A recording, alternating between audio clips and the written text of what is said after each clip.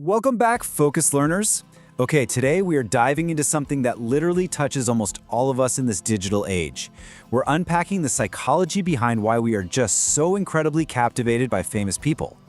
We're going to explore exactly how parasocial relationships form, the evolutionary reasons our brains are completely hardwired to look at superstars, and the somewhat hidden role of social media and dopamine in driving these obsessions. It's going to be a really eye-opening explainer, so let's jump right in. So here's our roadmap for today. We're looking at 1. The one-sided friendship. 2. Hardwired for fame. 3. The social media slot machine. 4. Celebrity worship syndrome. And 5. Finding real connection.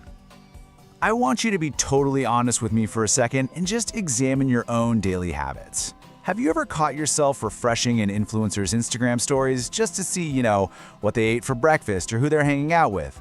Or maybe you felt a genuine sting of sadness when your favorite musician went through a public breakup. Don't worry, you absolutely are not alone in this. It is an incredibly universal feeling to care deeply about people who have literally no idea we exist. But why exactly does this happen?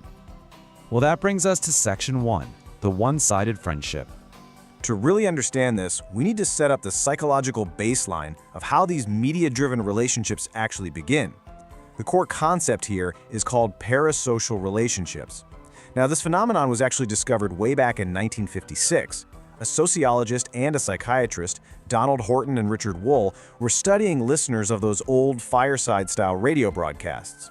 And they noticed that audiences were developing this false sense of intimacy and friendship with the broadcasters. Essentially, modern media kind of tricks our brains. It gives us this delusional feeling of friendship and intimacy without us having to put in any of the emotional work or, frankly, the risk required in a real reciprocal relationship. Now, what's really fascinating here is that these imaginary bonds aren't inherently bad. In fact, they actually provide real emotional support. For a lot of people, parasocial relationships fulfill a deeply human need to belong.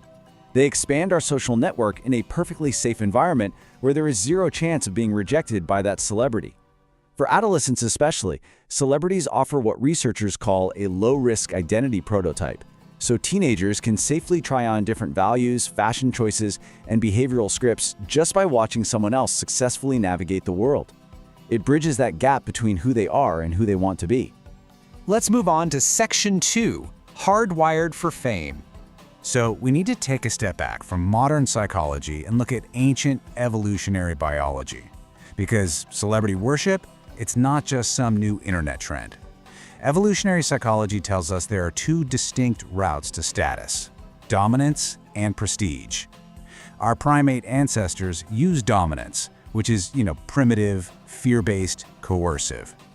But humans developed a completely unique strategy called prestige. And prestige is granted voluntarily. Think about it. In ancestral environments, if you wanted to survive, you voluntarily paid attention and copied the most successful people in your group, like the master hunter or the most skilled healer. We evolved to seek out and mimic high-status individuals to minimize the whole trial and error aspect of learning. And that brings us to a really powerful quote. The human brain utilizes visibility as a heuristic for prestige. In our modern, media-saturated world, if someone is seen by millions of people, our primitive monkey brains automatically assume they must have some high-value survival traits that we desperately need to copy. The brain doesn't naturally differentiate between, say, a master hunter and a reality TV star. It just registers the massive visibility and shouts, "Hey, pay attention to them." Which leads us straight into section 3, the social media slot machine. Now we transition into the neuroscience of how digital apps completely supercharge these ancient survival instincts.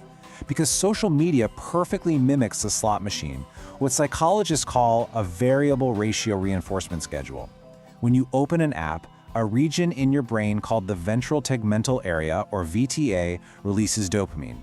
But here's the crazy catch. Neuroscience reveals that dopamine acts as a seeking system. It spikes in anticipation of a celebrity's post, not necessarily when you actually read the post.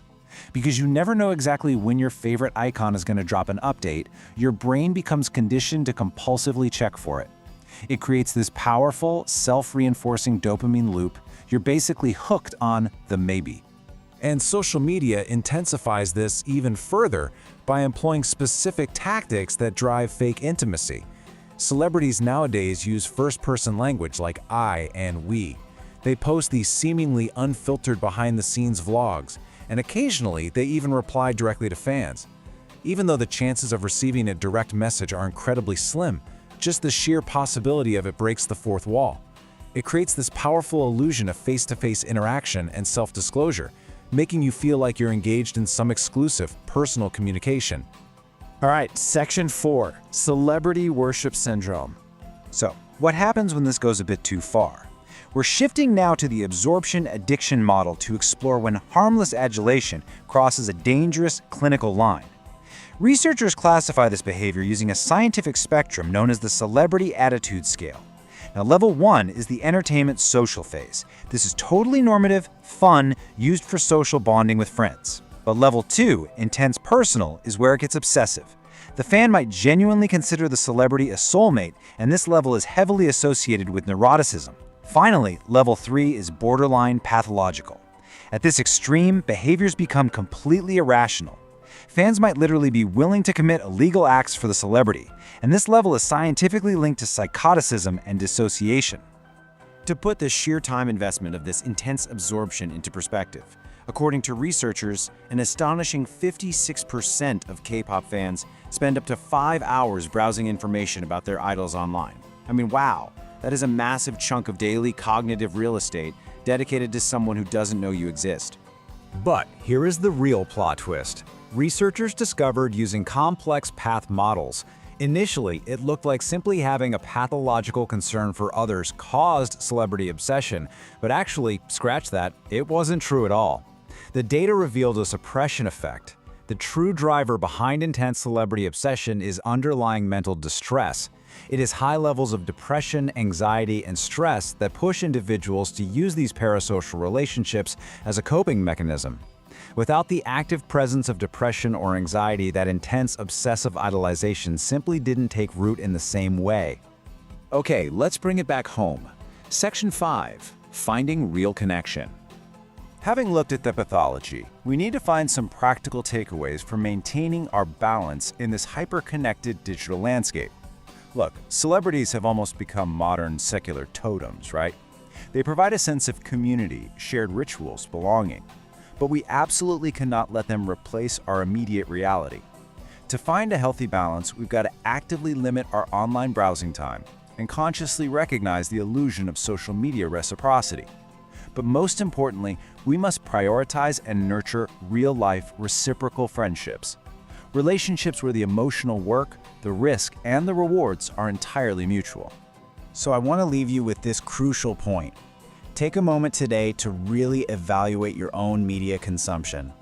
Ask yourself, who is occupying your mental real estate right now? Are you spending more time anticipating a stranger's next post than you are building connections with the people sitting right in front of you? It might just be time to unplug, step away from the slot machine, and connect locally. Thanks for joining me on this explainer, and keep learning,